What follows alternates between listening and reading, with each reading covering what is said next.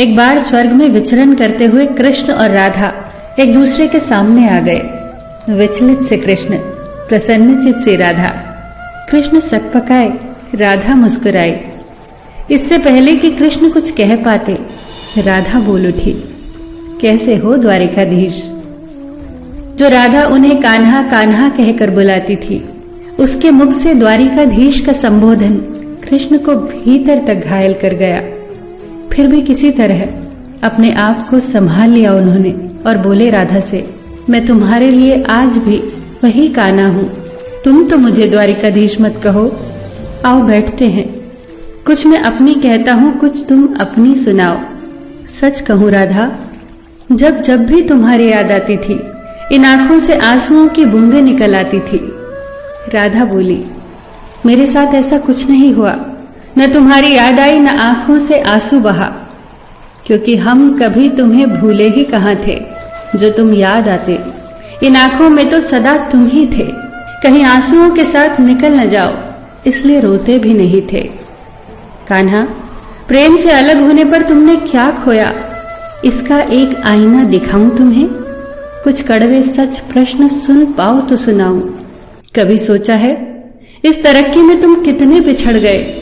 यमुना के मीठे पानी से जिंदगी की शुरुआत की और समुद्र के खारे पानी तक पहुंच गए। एक उंगली पर चलने वाले सुदर्शन चक्र पर भरोसा कर लिया और 10 उंगलियों पर चलने वाली बांसुरी को भूल गए। कान्हा, जब तुम प्रेम से जुड़े थे तो जो उंगली गोवर्धन पर्वत उठाकर लोगों को विनाश से बचाती थी, प्रेम से अलग होने पर वही उंगली क्या क्या रंग दिखाने लगी।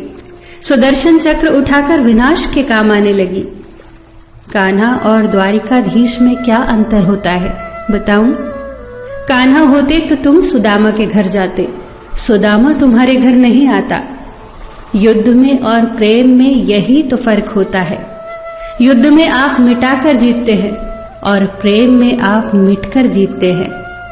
कान्हा, प्रेम में डूबा हुआ इंसान दुखी तो रह सकता है, पर किसी को दुखी नहीं कर सकता।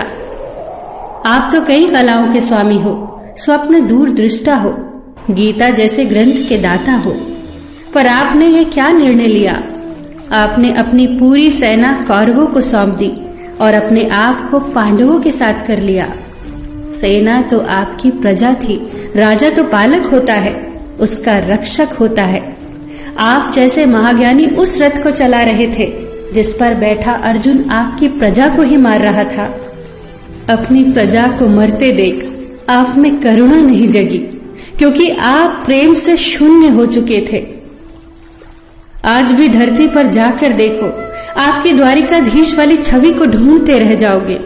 हर जगह, हर मंदिर में मेरे ही साथ खड़े नजर आओगे। मैं जानती हूं कान्हा, लोग गीता के ज्ञान की बात करते हैं, उसके महत्व की बात करते हैं, पर धरती के लोग युद्ध वाले द्वारिकाधीश पर नहीं, प्रेम वाले कान्हा पर भरोसा करते हैं। गीता में मेरा दूर दूर तक नाम नहीं है, पर आज भी लोग उसके समापन पर राधे राधे कहते हैं। ये कहानी काल्पनिक जरूर है, पर इसके भीतर छिपी सीख बहुत महत्वपूर्ण है। श्री कृष्ण के पास कभी किसी प्रश्न का उत्तर ना हो, ऐसा तो हो ही नहीं सकता, परंतु राधा द्वारा लगाए गए प्रश्न चिन्हों पर कान्हा मौन रहे। यही तो है प्रेम में समर्पण का भाव। पराक्रम में हमें हर किसी को हराना होता है, तब भी हम जीतकर भी हार जाते हैं, परंतु प्रेम में एक ही कईयों का दिल जीत लेता है। सही कहा है कि छोटी सी उंगली पर पूरा गोवर्धन पर्वत उठाने वाले भगवान श्री कृष्ण छोटी सी बांसुरी को दोनों हाथों से पकड़ते थे। फिर मिलेंगे दोस्तों अगली कहानी के साथ। तब तक के लिए अपना ख्याल रखना और हमेशा मुस्कुराते रहना।